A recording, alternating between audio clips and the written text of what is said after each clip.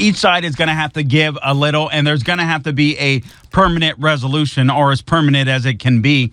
And I suspect that you got to give Vladimir Putin a sense that that he's won, even though he thought this war would be over in 3 weeks, and it's taken 3.5 years, and so many hundreds of thousands of his men have been killed on the battleground. And the same is true with Zelensky. And regardless of how you feel about either party or either men, whether it's Zelensky or Russia or Putin, what's important is this thing needs to come to an end because there is no end goal. There is no end goal.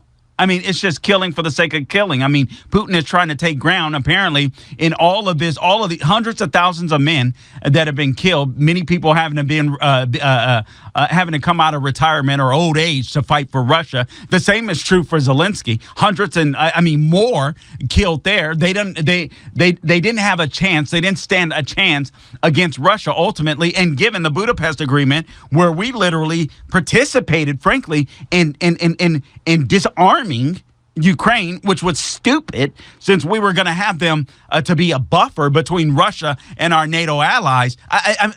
Just the dumbest thing ever. Just the dumbest thing ever. And so I suspect that Putin has to walk away feeling like, hey, I got a little bit of a victory. Otherwise, he's going to get assassinated. I'm sure he's worried about that. And then Zelensky, at the same token, he wants some guarantees. First off, that he'll be involved in the negotiations, and he will be. But you go to the aggressor first. Come on, Zelensky. You go to the aggressor first. Guys, what do you need to calm down? And then we come to you. This is what they say. What are you saying here? All right, now let's mediate. So I don't understand. I don't understand the uproar with Zelensky. I mean, the guy's been on the run and living in a bunker, so maybe that's part of it. But Putin, kind of the same thing. Although he's been playing, he's not hiding in his palace. Trust me, that fool is hiding. And Putin is scared of Trump because he knows that Trump can actually bring something. But at the same token, he's got to get a bit of a victory. So everybody's got to walk away happy. But what you have to understand, we wouldn't be here were it not for the Biden administration. We wouldn't be in this predicament. And so now Biden is responsible for starting the war, the Russia-Ukraine war, in my opinion, because his fecklessness was seen around the world. And obviously, Russia saw that and they capitalized on that. And so now what the world is expecting and hoping is for Trump to come in and be the negotiator and bring it to an end. But it's been going on for 3.5 years. It's not going to end overnight. Or was it going on 4 years now, I believe? I guess it's 3.5 years. It's not going to end overnight. It's just not. I mean, so many people have died, so many bad feelings, and all this kind of stuff, and distrust, and understandably so. I suspect you're going to have to arm Zelensky. You're going to have to give him some type of promises, whether it's Zelensky or a new leader in Ukraine eventually. I know there's a lot of history there. I don't care about that right now, frankly.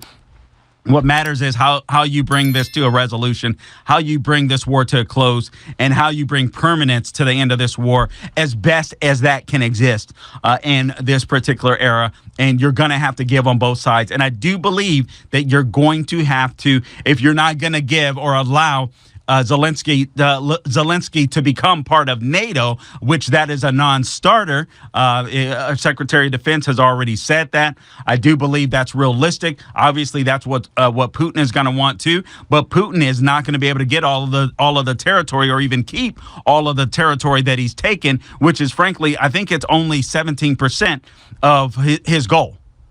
All right, so it's not like he's been doing fantastic at the war. So he's going to get a little bit, but Zelensky needs to get a little bit. And then we need our people, our NATO allies, and that's the reason why J.D. Vance was speaking so strongly, and all these people outraged. Oh my God, J.D. Vance so condescending, speaking to the people. Listen, man, these fools need to wake up, because we don't want to go to war for them, because they won't arm themselves.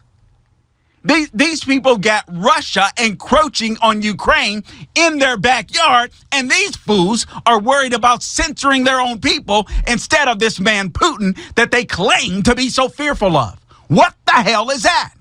America can't fight their fights. And I know we're part of NATO. I get it. But we can't have an Article 5 and get into a war when our so-called allies don't even want to fight the fight themselves. That just cannot happen.